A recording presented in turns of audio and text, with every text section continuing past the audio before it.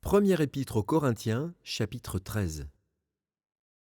Quand je parlerai les langues des hommes et des anges, si je n'ai pas l'amour, je suis un airain qui résonne ou une cymbale qui retentit.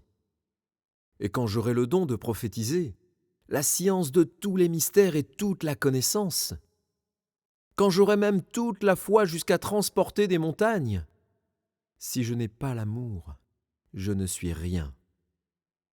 Et quand je distribuerai tous mes biens pour la nourriture des pauvres, quand je livrerai même mon corps pour être brûlé, si je n'ai pas l'amour, cela ne me sert à rien. L'amour est patient, il est plein de bonté, l'amour n'est point envieux, l'amour ne se vante point, il ne s'enfle point d'orgueil, il ne fait rien de malhonnête, il ne cherche point son intérêt, il ne s'irrite point, il ne soupçonne point le mal, il ne se réjouit point de l'injustice, mais il se réjouit de la vérité. Il excuse tout, il croit tout, il espère tout, il supporte tout. L'amour ne périt jamais. Les prophéties seront abolies, les langues cesseront, la connaissance sera abolie.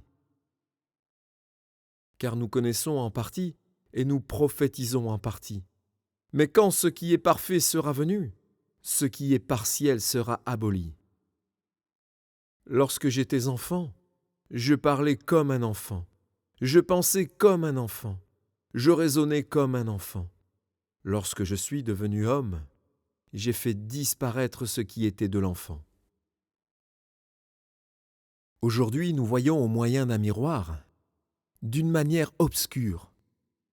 Mais alors nous verrons face à face. Aujourd'hui, je connais en partie, mais alors je connaîtrai comme j'ai été connu. Maintenant donc, ces trois choses demeurent: la foi, l'espérance, l'amour. Mais la plus grande de ces choses, c'est l'amour.